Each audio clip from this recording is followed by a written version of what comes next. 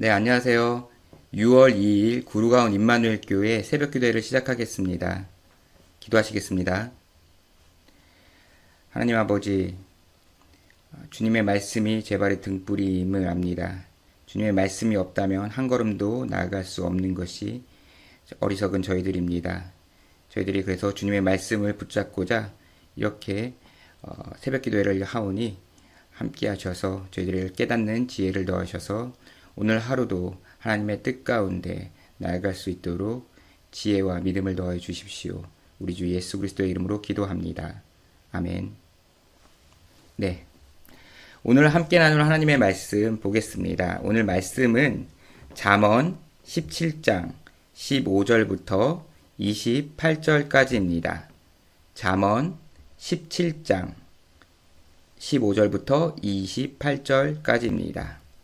제가 읽을 테니 여러분들은 눈으로 같이 읽어 주십시오. 잠언 17장 15절부터입니다. 악인을 의롭다 하고 의인을 악하다 하는 이 두 사람은 다 여호와께 미움을 받느니라. 미련한 자는 무지하거늘 손에 값을 가지고 지혜를 사려 함은 어찌민고.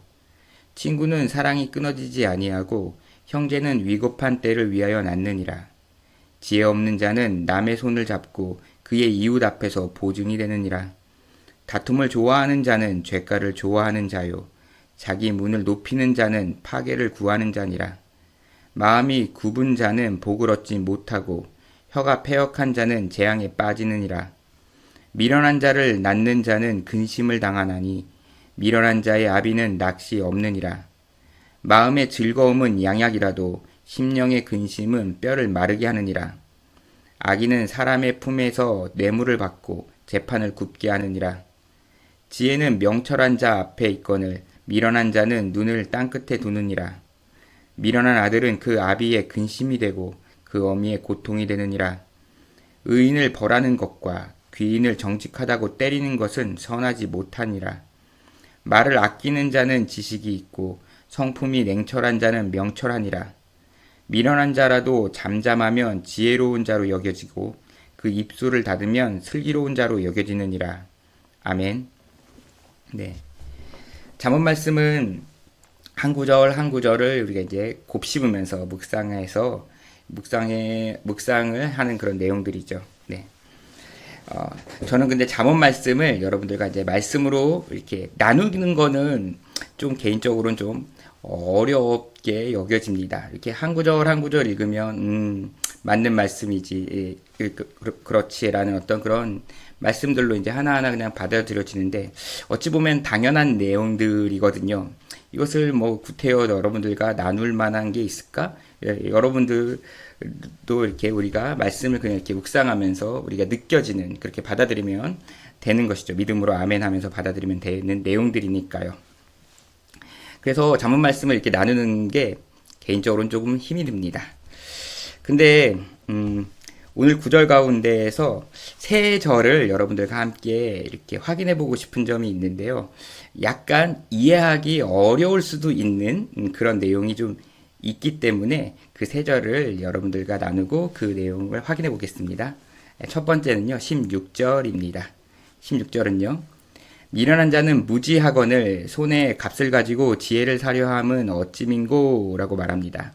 그래서 미련한 자는 무지하기 때문에 지식이 없기 때문에 손에 값을 가지고 어떻게 보면은 재물을 가지고 돈을 가지고 지혜를 사려고 한다. 그게 어쩐 일이냐라고 이야기를 합니다.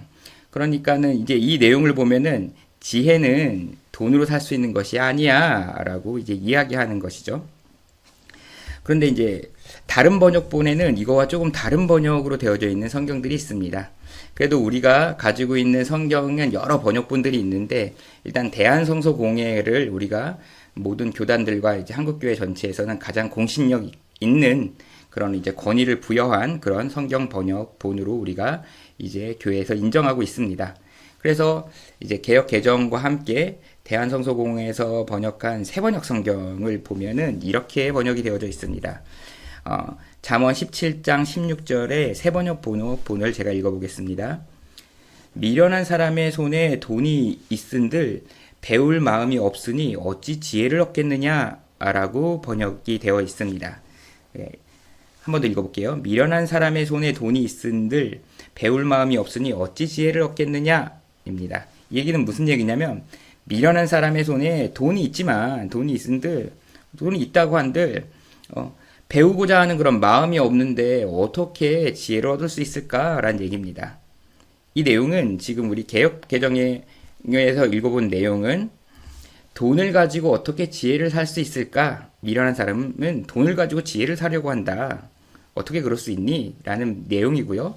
세번역 성경에는 돈이 있다고 한들 배울 마음이 없기 때문에 그걸 살 수가 없어 라고 해서 사람의 마음에 더 초점을 두고 있습니다. 지혜인 사람은 마음이 없기 때문에 지혜를 살 수가 없는 것이야. 얻을 수가 없어 라고 이야기를 하고 있죠.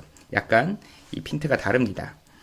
자, 이게 왜 그러냐면 히브리어 성경에 두 내용이 다 같이 들어 있어요. 그런데 그게 명료하게 이렇게 번역하기가 두 번역 다 어떻게 보면은 맞다고도 이렇게 할 수 있게 번역이 되어져 있기 때문입니다. 그래서 이제 제가 이걸 갖다가 여러 형태로 이제 여러 번역본들을 비교하고 이제 원문도 나름대로 번역을 직역을 해보면서 이 의미는 이런 것 같습니다. 내린 결론은요. 자, 바보는 지혜를 사려고 왜 돈을 가지고 있을까? 돈을 가지고 있을까?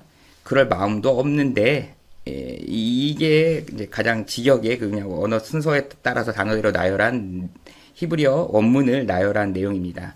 그러니까 의문형이긴 해요. 그래서 바보는 지혜를 살려고 일단 돈을 값을 지불하려고 이렇게 가지고는 왜 가지고 있지? 라고 얘기를 합니다. 그럴 마음도 없으면서 라는 그런 내용이죠.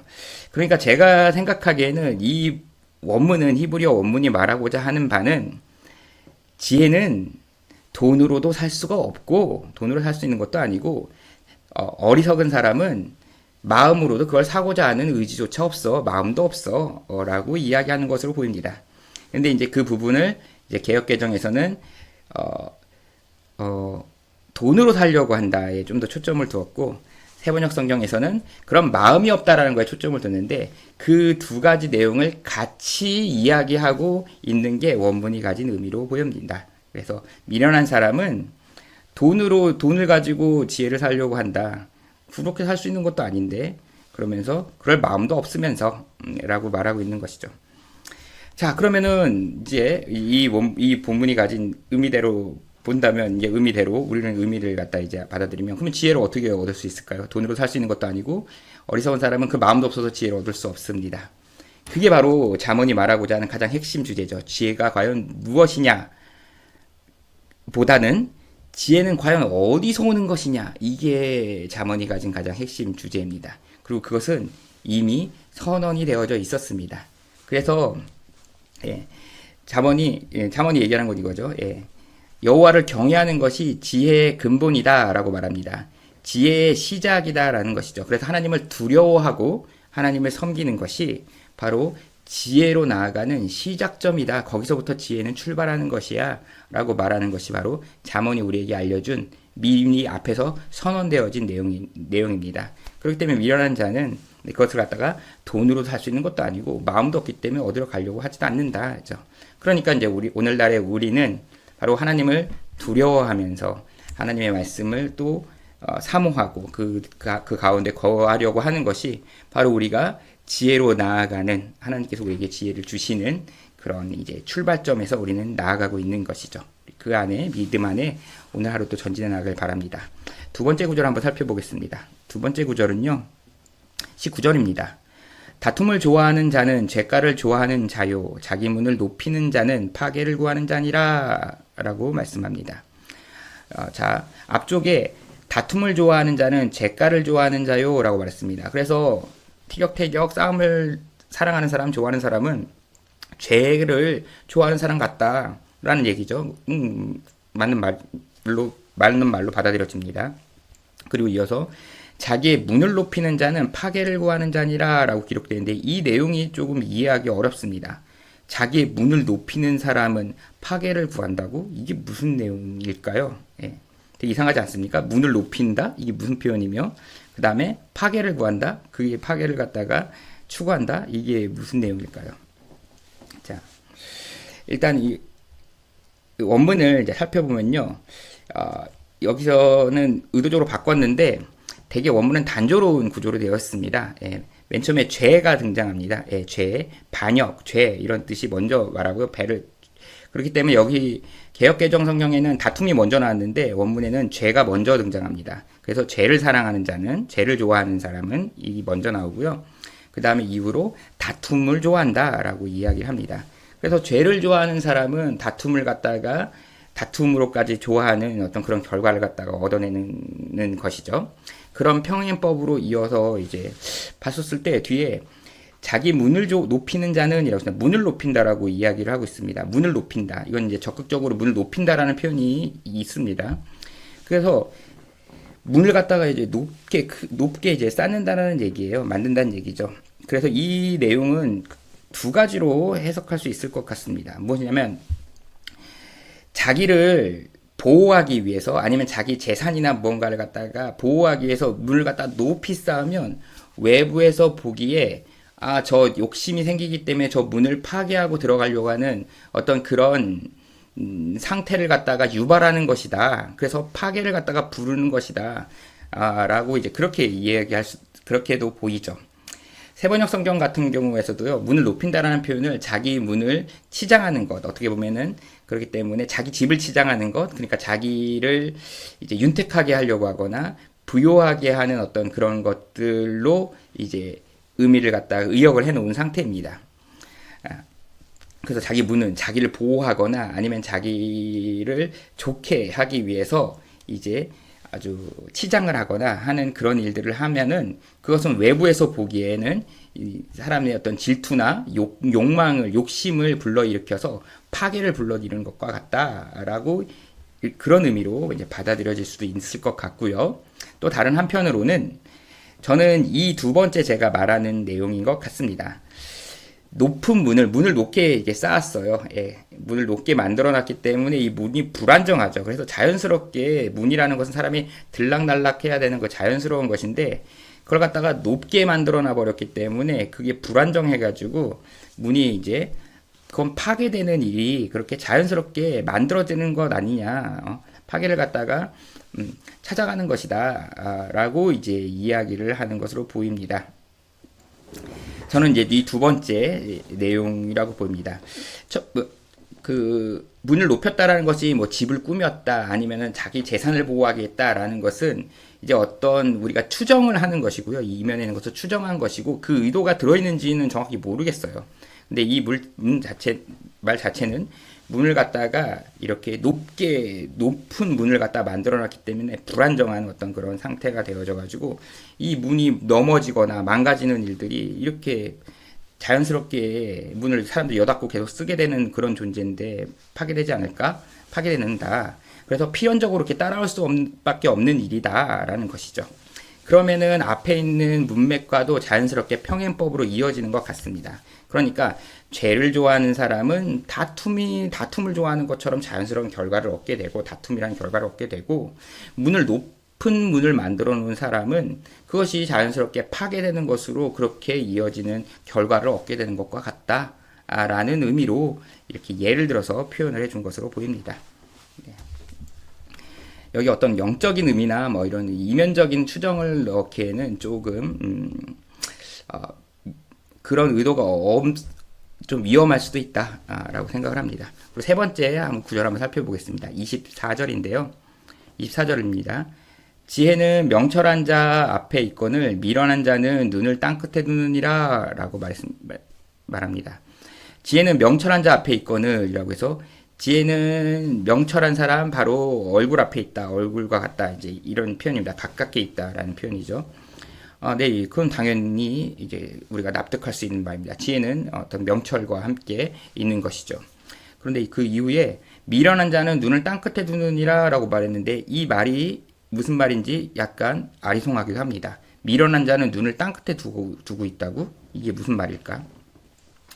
이거는 이제 앞에 있는 내용과 이제 비교합니다. 지혜는 사람은 이제 지혜는 명철한 사람과 가까이에 있다. 그래서 명철한 사람은 지혜를 갖다가 바로 무엇인지 이제 받아들일 수 있다는 것이죠. 아주 가깝게 있고 바로 인식할 수 있고 바로 받아들일 수 있는 거라는 거죠. 그런데 미련한 사람은 그 지혜를 볼 수가 없는 거예요. 그래서 너무나 먼 곳, 땅 끝에도 있는 것과 같이 볼 수가 없는 그냥 너무나 아늑한 지혜랑은 그냥 전혀 관계가 없는 그런 존재다.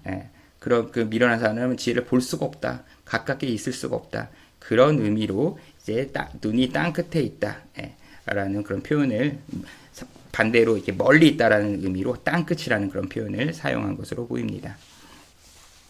자, 오늘 이제 이 세 구절을 살펴봤는데요. 오늘 구절에서 그래서 24절 그 마지막에서도 봤을 때 지혜는 우리가 볼 수 있다고 볼 수 있는 것도 아니고 우리가 그냥 미련한 자들에게는 멀리 막연하게 있는 것 같은 거죠.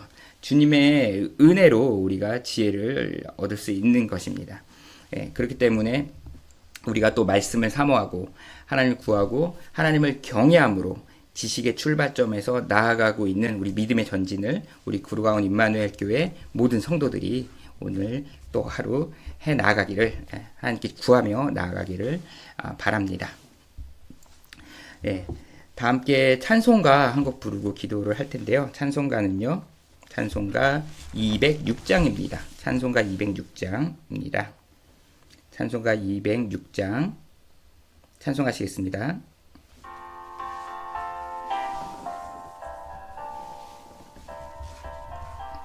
주님의 귀한 말씀은 내 발의 빛이요 목마른 사막 길에서 샘물과 같도다. 굶주린 나의 영혼을 만나로 먹이고 내 갈 길 밝게 비추니 그 말씀 귀하다.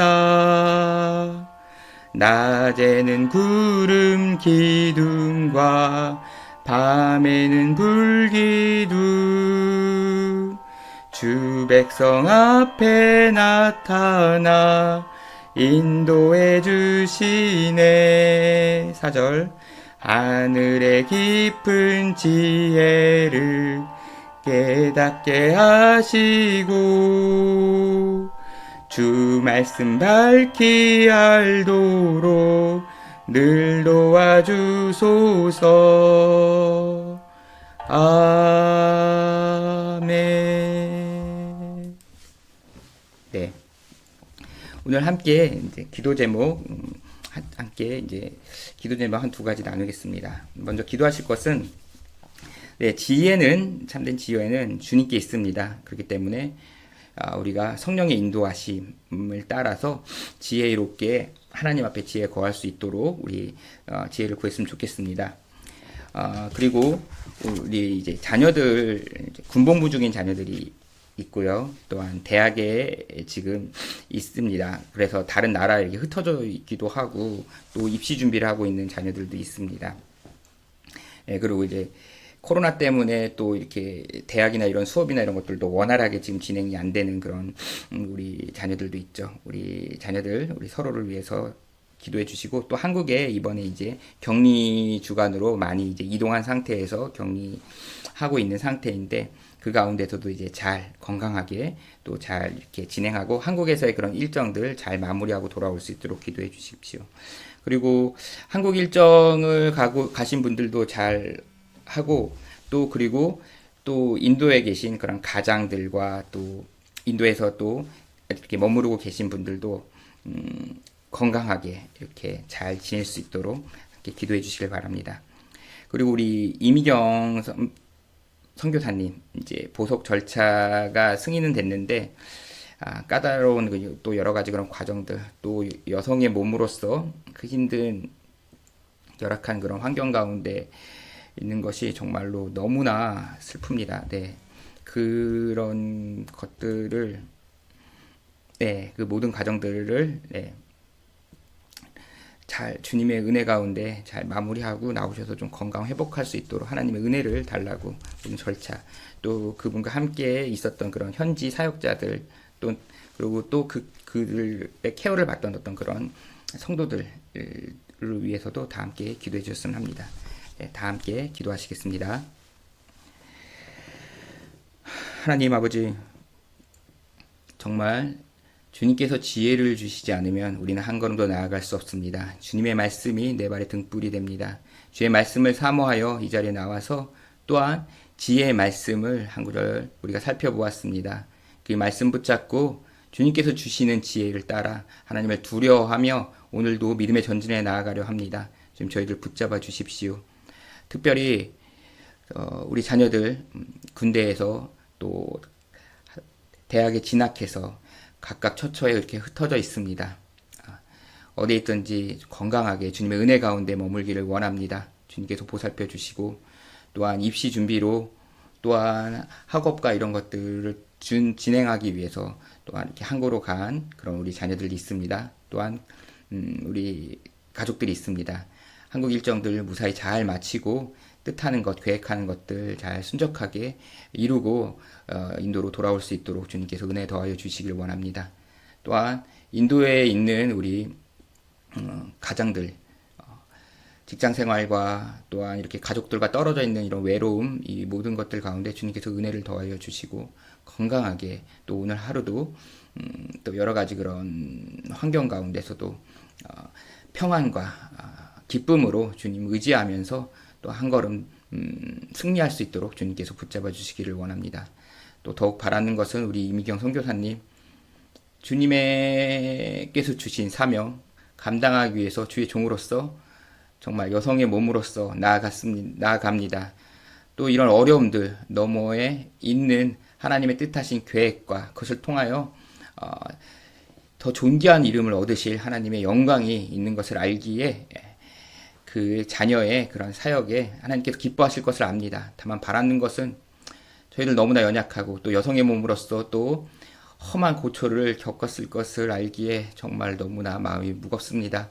주님 모든 것을 보셨고 알고 계시기에 주님께서 더 크신 평안과 위로를 붙잡아 주시고 나오는 그런 모든 과정 절차 가운데 주님께서 더 강권적으로 주님께서 은혜 더하여 주시옵소서. 다만 주의 종이오니 주의 뜻대로 인도하여 주십시오. 모든 것이 하나님의 선하신 계획 가운데 있는 줄 압니다. 주님께 아뢰입니다. 주님께 은혜를 구합니다. 또한 같이 함께 사역했던 현지인 사역자들이 있는 것을 알고 있습니다. 또한 그렇게 도움을 받는 또 믿음이 자라는 그런 자녀들과 성도들이 있는 것으로 알고 있습니다. 주님, 주님께서 주신 그 은혜의 그 믿음의 그 씨앗들이 결코 그대로 죽어지지 않고 결실하여 그 척박하고 메말라버린 인도 땅에 정말로 주님의 귀한 사역자들로 자녀들로 성장해 나아갈 수 있기를 바라오니 주여 은혜를 더하여 주시옵소서. 주님의 은혜만을 구합니다. 이 모든 말씀 우리 주 예수 그리스도의 이름으로 기도합니다.